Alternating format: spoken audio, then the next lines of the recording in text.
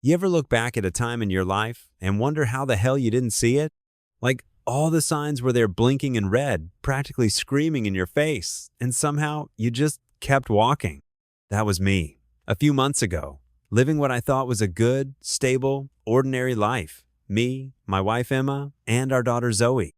8 years old, smart as a whip, and already better at math than me. We'd been married for 10 years, met in college. She studied interior design. I was doing mechanical engineering. She liked colors and lighting and Pinterest boards. I liked torque specs and metal. It worked. We balanced each other out. We bought a modest house in the suburbs. Nothing flashy, but it had a yard, a treehouse, and Emma's dream kitchen. I got a garage to tinker in. She got her sunroom. Zoe got the room with the big window, and the dog got the couch. Everyone was happy, or so I thought. The thing about routines is they can lull you to sleep, make you think things are fine just because nothing's actively on fire. You stop noticing the drift, the small things that slide out of place. At first, it was little stuff. Emma started going to more client meetings. A lot more. Usually in the evenings, which was odd, because her clients were mostly residential. I mean, how many people want to pick bathroom tile at 8 p.m.? She'd laugh it off. It's the only time they're free, she'd say. Busy people, big budgets. And I bought it, because why wouldn't I? Then it was the phone. Always face down. Always on silent. Always just a little too close, even when she was in the shower. She'd never been that way before. We used to share playlists, show each other memes, hand off our phones like it was nothing. Now it was private. She'd say, "It's just work stuff," and change the subject. And the mood? Man, that changed too.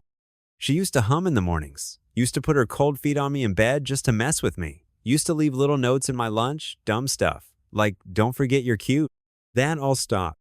Instead, she got quiet, distracted, smiled at her phone, but barely looked up when I walked in. Dinner turned into frozen meals. Conversations turned into one-word answers. And bedtime? She'd fall asleep with her back to me. Every night. I told myself she was just tired, that maybe I was imagining things, that it was just a phase, like we all go through. I mean, 10 years is a long time. You settle. You stop texting in all caps and kissing in the kitchen. That's normal, right? Except it didn't feel normal. It felt like I was living with a roommate who used to love me, someone who knew all my habits but none of my thoughts, someone who could talk to strangers all day and still have nothing left for me. But still, I didn't say anything. I chalked it up to stress. Zoe had the flu a few weeks back. Emma had a couple projects running behind, and I'd been working extra hours trying to hit a deadline at the plant. We were both tired. That's what I told myself. But in the back of my mind, something was flickering. You ever stand in your own kitchen and feel like you're trespassing? I remember one night, this was probably mid-February, I walked in late after work. Long day. I'd been crawling around under machinery, came home sore, covered in grease. Emma was on the couch, legs tucked up, scrolling her phone. She didn't even look up. Not even a hey. And it hit me like a gut punch. I stood there for a second too long. Just waiting for her to notice I existed. When she finally looked up, it was like I'd interrupted something. She gave me this half smile, polite, distracted, and went right back to whatever was on her screen. That's when I knew. Something was off. I didn't know what. I didn't want to know. But deep down, I think part of me already did. I just wasn't ready to admit it yet. Part 2. The first doubts. It happened on a Tuesday. Not a dramatic day. Just regular, run-of-the-mill Tuesday. Cold coffee, traffic, one coworker calling out sick, and another spilling yogurt on the office printer. I remember that because I laughed harder than I probably should have. Maybe I needed that laugh. Anyway, the day wrapped early. One of the machines at the plant broke down, so my shift ended sooner than planned. I didn't text Emma. Figured I'd surprise her. Maybe we'd have lunch together. I missed her, honestly. I pulled into the driveway around noon. Her car was there. House looked peaceful. No music, no noise, just that calm suburban quiet. I walked in through the side door, soft as I could, and there she was, sitting on the couch, in her robe, hair still damp, legs curled under her, laughing at something on her phone. She didn't see me at first. I just stood there, frozen for a second, watching her smile in a way I hadn't seen in months. Her eyes were glowing, her lips curved up, soft and unguarded. And it wasn't for me. She looked young, lighter, like someone had flipped a switch inside her and brought her back to life. Then she noticed me, and everything changed in an instant. The smile dropped. The phone flipped screen down on the cushion like it had burned her hand. She sat up straighter, cleared her throat, all those little reflexes you do when you're caught doing something you shouldn't. "Oh," she said, like she'd just remembered who I was. "You're home early." I smiled. "Yeah, equipment issue. Figured I'd surprise you." She nodded. "That's nice." Then silence. Not the good kind either. The kind where the air feels thick, like you walked in on something you weren't meant to see. I kissed her on the head and went to the kitchen. She didn't follow. Now, here's the thing. Maybe I was being paranoid. Maybe it was just a text from a friend, a funny meme, a client making a joke, whatever. But my gut said otherwise. The way she flipped that phone over so fast, that wasn't casual. That wasn't, "Oh, let me set it down." That was, "You weren't supposed to see this." And once that seed was planted, I couldn't unsee things. Like how her phone suddenly never left her side. Used to be, she'd toss it on the counter, forget it in the bedroom, hand it to Zoe to play a game. Not anymore. Now it was in her pocket, her hand, or tucked under her leg like it was state property. And the screen? Always black, always locked, always flipped down. I'd ask, "Hey, who was that?" And she'd give me a shrug. Just work stuff. But the way she said it didn't sit right. Then came the little changes. She started dressing different. Not bad, different, just sharper. Tighter jeans, a touch more makeup. That red lipstick she hadn't worn in years. I remember noticing a new blouse one morning. When I asked if it was new, she blinked like I'd caught her sneaking in after curfew. She said, "Oh, this? No, I've had it for ages." "Yeah, okay." And the hair. New cut, subtle highlights. Nothing drastic, but enough to catch the light. When I complimented it, she smiled, but not at me. More like at the thought that someone else had already noticed. Then there was the perfume. Not her usual scent. Not that light, citrusy one she used to dab behind her ears. This one was heavier, spicier, something I'd never smelled on her before. I asked once, "Is that a new perfume?" She said, "No, just something I found in the back of the drawer." That drawer? I helped her organize it 2 weeks earlier. I would have noticed. And yet, I said nothing. Because saying something meant admitting what I was starting to suspect. And I wasn't ready. Not yet. Instead, I started doing what any guy in denial does. I blamed myself. Maybe I'd been distant. Maybe I hadn't told her she looked good enough. Maybe I stopped bringing flowers or asking how her day was. Maybe, and this was the worst part, maybe I'd just become boring. The thought made me sick. Because I'd spent a decade building a life with this woman. And now I felt like a stranger standing outside a window, watching someone I used to know disappear. But I still didn't have proof. Just 100 tiny cuts. And one gut feeling I couldn't shake. It was one of those blink and you miss it moments. Not planned, not dramatic, just a tiny slip, and suddenly, nothing looked the same. Emma's sister dropped off her kid that weekend. Ben, 9 years old, wild energy, talks nonstop, breaks something every hour.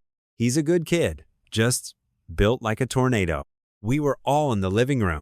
Emma was upstairs. Zoe was working on a school project. And Ben, of course, had grabbed Emma's phone off the couch, started swiping around like it was his own. I told him, "Hey, careful with that. Aunt Emma's gonna kill me if you break it." And right then, bam, he fumbled it. Dropped the thing flat on the floor. Screen lit up. I leaned forward to grab it, and that's when I saw it. Just for a second. A message. From someone named Svetlana.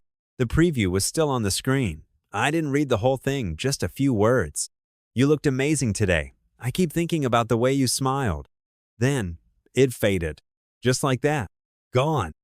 Ben laughed, said sorry, and tossed the phone back on the couch like nothing happened. But I just sat there, frozen. Because that wasn't something you say to a coworker or a casual friend. And definitely not to someone you only talk to about tile samples and wall paint. And here's the kicker. Emma wasn't even out that day. She told me she was home all afternoon, back-to-back video calls, didn't even get dressed until late. So who the hell saw her smile? I didn't say anything when she came back down. She grabbed her phone like she always did, no rush, no guilt. But I watched her unlock it and pause. Just for a second. Like she saw the message too. Like she realized it had flashed where someone could have seen it. She flipped it over, screen down, and asked how Zoe's project was going. No eye contact. That's when it hit me. Svetlana. I'd heard the name before. Emma mentioned her once, maybe a couple years back. Said they worked together on some interior job. I think she even showed me a photo once, but I couldn't remember the face. Still, this didn't add up. The tone of that message, the timing, the way Emma reacted, and something else, something I couldn't shake. That wasn't a message from a woman. Or if it wasn't friendly. It felt coded, like someone hiding behind a fake name, a cover, a mask. And it made sense, didn't it? Call the contact, Svetlana. No guy named Jason or Tom is going to send something like that without raising alarm bells. But a Russian-sounding name? Mysterious enough to fly under the radar. I sat with that thought for the rest of the day. Didn't bring it up. Didn't ask questions. But from that moment on, I started looking at things differently. And I knew, whatever this was, it wasn't innocent. After that message, the one from Svetlana, I couldn't shake the feeling. Something was off. Way off. I tried to let it go. I really did. Told myself it was nothing. A misunderstanding. A friendly message blown out of proportion. But my gut didn't buy it. Not for a second. So I started doing what every guy in denial eventually does. I started checking. Nothing crazy at first. Just watching.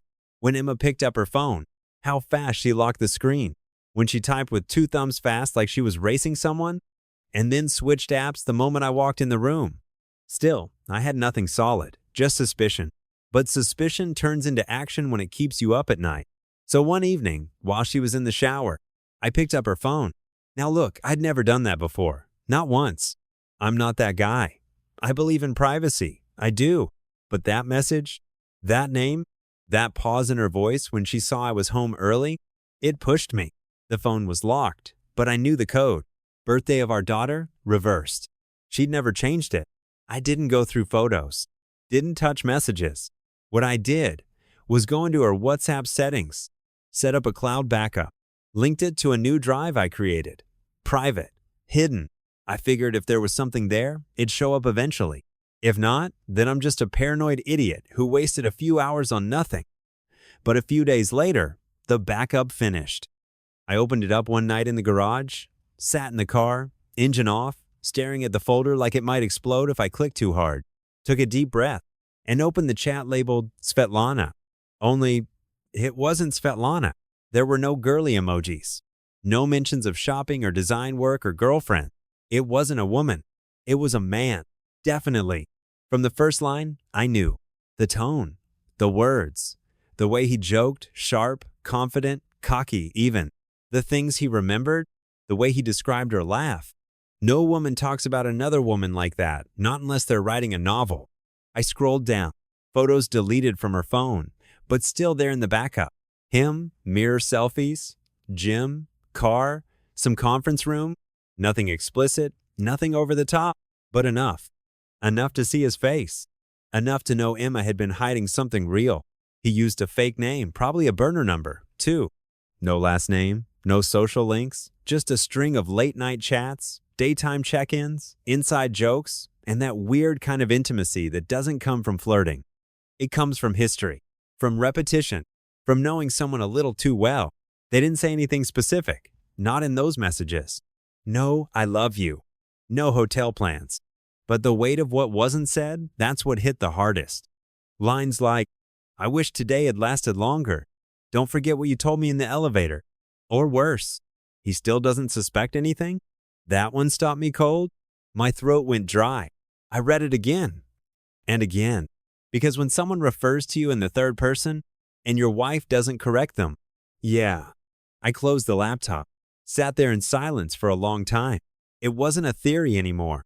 It wasn't a hunch. It was real. And the worst part? I didn't even know the guy's real name. He was just some shadow behind a fake contact. Some voice Emma had made space for in her phone, in her head, in her life. And I had no idea how far it had gone or how long it had been going on. But in that moment, the part of me that still hoped I was wrong, it finally went quiet. I didn't sleep that night. Not a minute. Just laid there in the dark, staring at the ceiling, listening to Emma breathe beside me like nothing was wrong. She looked so peaceful. Eyes closed, one arm over the blanket, her hair tucked behind her ear, like always.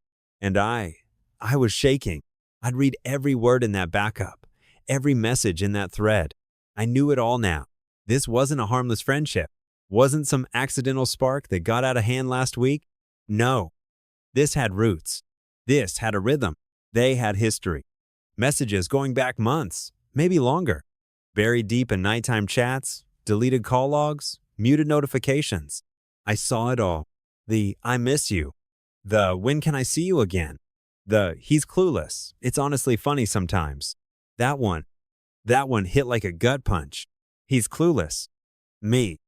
I sat there with that phrase rattling around my skull like a loose screw. I'd been living in the same house, sitting across from her at the table, driving her to appointments, while this other guy, this ghost with a fake name, laughed behind my back. And she let him. Worse, she joined in. There were moments in those messages that were so casual, it made me sick. Inside jokes I didn't understand. References to things that never happened in our marriage. Phrases like, "last Thursday was perfect," when she told me she was out shopping for Zoe's birthday. She even mentioned our daughter a few times. Nothing cruel. Nothing direct. But still enough. Enough to make me realize she was balancing two worlds. And I was just part of the background in one of them. You ever feel like your own life doesn't belong to you anymore? Like someone rewrote the script, and you're the only one who didn't get the new lines? That's where I was. I wanted to scream, to shake her awake, to ask her, why? Who is he? Was it worth it? But I didn't. Because Zoe was sleeping down the hall. Because if I said one word, everything would collapse. And I wasn't ready for that. Not yet. So I got up, made coffee I didn't drink, stared out the window at the neighbor's porch light. It was still on, flickering, probably faulty wiring. Funny what you notice when your whole world's cracking apart.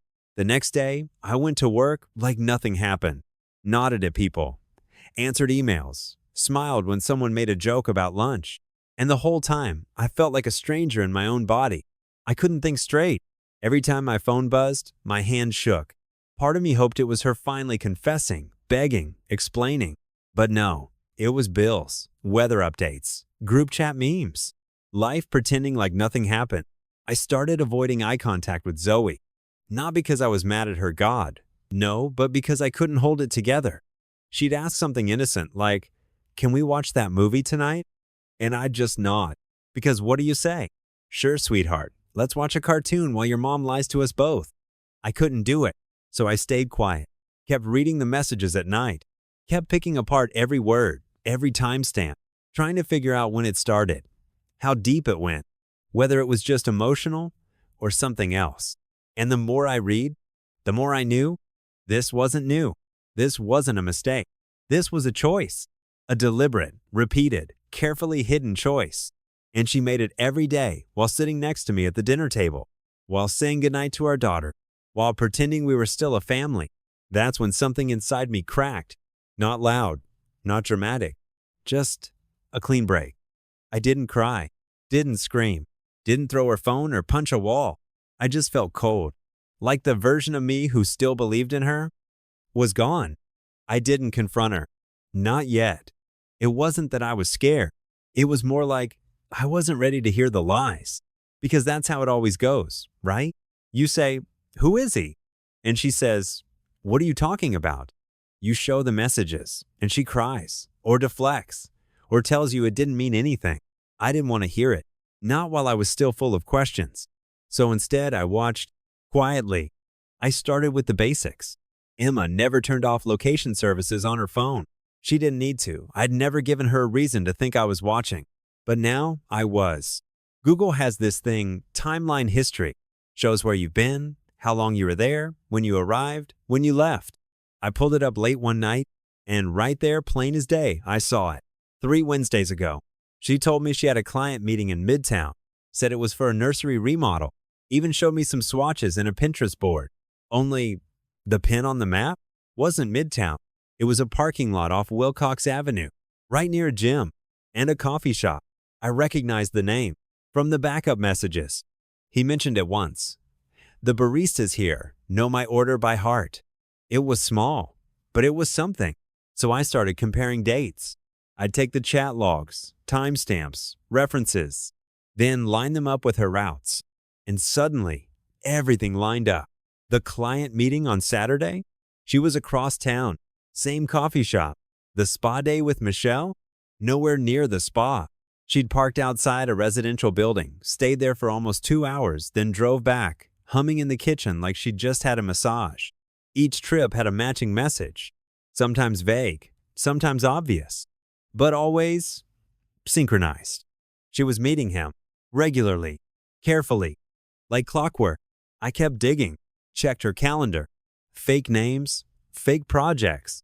Sometimes she'd put fabric run or lighting warehouse, things that sounded legit if I ever glanced. But no invoices, no follow-up, just placeholders. And the perfume? One night she came home smelling like it again. I'd caught it before. Faint, floral with something warmer underneath. But this time it hit stronger. She said it was from a sample at a design event. Except, I found the same scent. In his photo, sitting on a shelf behind him. He wasn't even hiding it. That was the moment I stopped hoping I was wrong. I wasn't. She was seeing him, and I had proof. But still, I didn't say a word, because now I wasn't just looking for truth. I was looking for leverage. I needed to know how deep this went, how much she was willing to lie, and whether she'd ever come clean on her own without being cornered. I didn't expect her to. Not anymore. But part of me, the part that still remembered who she used to be, wanted to believe she might. Spoiler. She didn't. I think some part of me still wanted to be wrong. Even after the messages, the maps, the perfume, the fake appointments. Even after all that, I still wanted one last excuse to believe this wasn't what it looked like. Then came Friday. Emma said she had a new client meeting, high-end, last minute. Some restaurant redesign downtown. She kissed me on the cheek as she left, said, "Don't wait up, it might run long." I smiled, told her good luck, watched her drive off. Then I grabbed my keys and followed her. Didn't tell anyone, didn't call a friend for backup. Just me, behind the wheel, a few car lengths back, keeping my distance. She didn't head downtown. She went west, toward the beach. I stayed calm, stayed behind, watched her car stop in front of a hotel I knew by name but never visited. Not a big chain, not some fancy resort, just a sleek little boutique place tucked off the main strip. She pulled into the underground lot. I parked on the street. Then I waited. 10 minutes passed. 15. And then he showed up. Same guy from the photos. Same jawline. Same walk. Same cocky half smile. He didn't look around.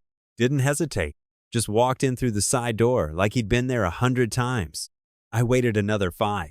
Then got out of the car. I wasn't sure what I was going to do. Scream? Confront them in the lobby like a movie? Punch him in the teeth? Honestly, I didn't know. All I knew was that I couldn't sit there anymore. Not while the last shred of doubt was still rotting in my gut. So I walked in. The lobby was quiet. Soft music. Empty front desk. No staff in sight. No guests.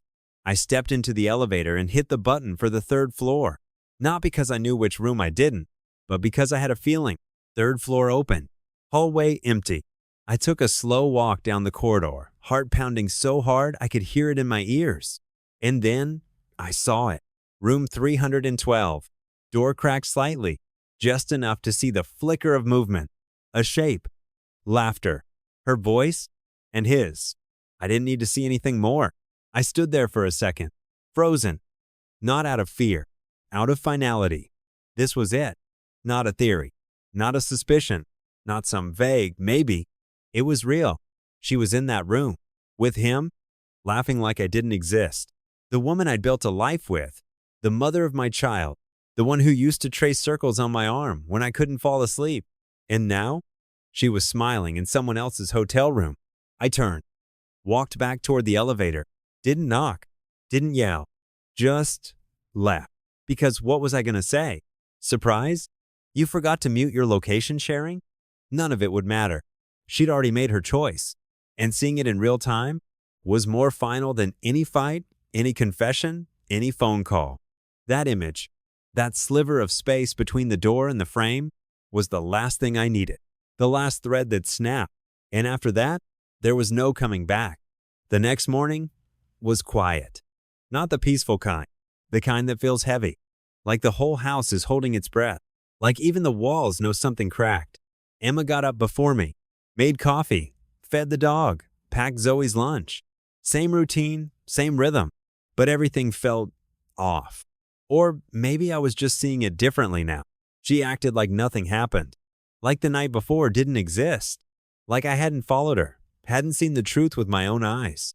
She didn't ask how I slept, didn't ask if I wanted eggs, didn't look me in the eye. And I played along. I took Zoe to school, sat in traffic for 30 minutes, engine idling, thoughts racing. I kept replaying the moment outside that hotel room. Her voice, his laugh, the way the door moved just slightly, like the whole thing dared me to push it open. I didn't, but I wanted to. All day, I kept quiet. Went to work, answered emails, ate lunch without tasting a thing. And when I came home, she was in the kitchen, chopping vegetables like nothing had changed. I stood there for a while, just watching. And then I said it, calm, flat, no anger in my voice. How long? She froze, didn't turn around, didn't answer. I walked in, leaned against the counter. Emma. She set the knife down slowly, still didn't face me. Then finally she whispered, I don't know. That stopped me cold. What do you mean? You don't know? She swallowed, voice barely audible. I didn't plan it, it just kept going. I stared at her. So it's still happening? She nodded. Once? How long? I asked again. 6 months? A year? Silence. I waited. And then she said the one thing I didn't expect. I don't know how to stop. That hit harder than anything else. Not, I'm sorry. Not, it's over. Not, I made a mistake. Just, I don't know how to stop. I felt my chest tighten, like someone reached in and pulled something loose. I wanted to yell, wanted to throw something, slam the door, demand the name, the details, the timeline. But I didn't. Because this wasn't a movie. This was real life. And in real life, when someone looks at you and says they don't know how to stop cheating on you, that's not a mistake. That's a choice. She finally turned around, eyes red, tears starting to form. But I'd seen real regret before, and this wasn't it. This was someone caught between fear and habit. Someone too deep to climb out, too scared to admit they liked it there. I said nothing, just walked out of the room, left her standing there, hands shaking, breath shallow. I didn't need to ask anything else. Because in that one line, she told me everything, and there was no fixing it. I packed a bag that night. Just the basics, some clothes, charger, toothbrush. Didn't say much, didn't explain. Just told Emma I needed a couple days to clear my head. She didn't fight it, didn't ask where I was going, just nodded and stepped aside. I drove to my buddy Nate's place. We've known each other since college. He didn't ask too many questions, just handed me a beer, gave me the guest room, and said, take your time. And that's what I did. For 2 days, I sat with everything. No distractions, no pretending, just the truth. I thought about Zoe, about what kind of father I wanted to be, what kind of home she deserved to grow up in. I thought about the silence between me and Emma, the way she stopped smiling, the way I stopped asking why. I thought about that moment in the kitchen, her saying, I don't know how to stop. And that's when I knew. It wasn't about revenge, or punishment, or making her cry. It was about peace. Mine. Because I'd been living with noise in my head for too long, second-guessing, wondering, checking maps and messages like some private investigator with no badge. That wasn't a life. It was survival. So on Sunday evening, I went home. House was quiet. Zoe was with my parents. Emma had asked them to keep her for the weekend, said I needed space. Funny. That was the most considerate thing she'd done in weeks. She was in the living room, hair tied back, hoodie on, blanket over her legs like it could shield her from what was coming. I didn't drag it out. I'm filing for divorce, I said. She didn't answer right away, just looked at me, eyes wide, like I'd slapped her. Then came the tears. Big, sudden ones, like a faucet turned too fast. She said, please, don't do this. Not yet. Let's talk. We can fix it. I stood there, not cold, not angry, just finished. I've been talking to myself for months, I said. You just weren't listening. She tried to close the gap, reached for my hand, whispered things I can't even remember now, half apologies, memories, whatever she thought would work. But it was too late. She'd made her choice. And I had finally made mine. Not out of hate, out of clarity. Because staying with someone who already left you in their heart, that's a slow death. And I was done dying. I told her I'd handle the paperwork. We'd figure out custody. I wouldn't make this harder than it had to be. But I wasn't staying. She cried harder, said she'd change, said she didn't want to lose me. But here's the thing. You can't lose what you already threw away. I left the room, went to start packing, and for the first time in months, I felt something close to peace. I moved out 2 weeks later, found a small apartment not far from Zoe's school. Nothing fancy, just 2 bedrooms, clean kitchen, decent view of the street, enough space to start over. Zoe took it better than I expected. Kids are more resilient than we give them credit for. I sat her down, told her the truth in a way she could understand. That mom and dad weren't angry, just going in different directions. That none of it was her fault. That we both loved her, always would. She nodded, asked if she could bring her stuffed animals. I said, all of them. That first weekend, she stayed with me. I made pancakes, burned the first batch. She laughed so hard, she nearly fell off the stool. It was the best sound I'd heard in months. And in that moment, something shifted. The house didn't feel empty. It felt mine. I started unpacking slowly, putting up photos, fixing small things around the place. Little rituals, morning coffee by the window, evening walks just to clear my head. Emma and I kept things civil. We set a schedule. No shouting matches, no drawn-out drama. She tried, here and there. Sent a few late-night texts. I miss you. Are you sure this is what you want? I never answered. Not because I was angry, because I was done. The pain didn't disappear overnight. Of course not. Some mornings still hit hard. Like when I hear a song we used to dance to, or when Zoe says something that sounds exactly like her mother. But with every day, it hurts less. And slowly, quietly, I started to feel like myself again. Not the husband, not the betrayed one, just me. I go to work. I see friends. I sleep through the night now. And sometimes, I even smile without faking it. That's how healing starts. Not with some big epiphany. Not with revenge. With peace. With silence. With choosing yourself even when it hurts. So yeah, she made her choice. And I made mine. And now I pick up Zoe on Fridays. We get ice cream. Watch old movies. She falls asleep on the couch halfway through every time. And I carry her to bed, cover her up, and stand there for a moment, just watching her breathe. And I think, I thought this would break me. But it didn't. Turns out, this isn't the end. It's just the beginning. Mine.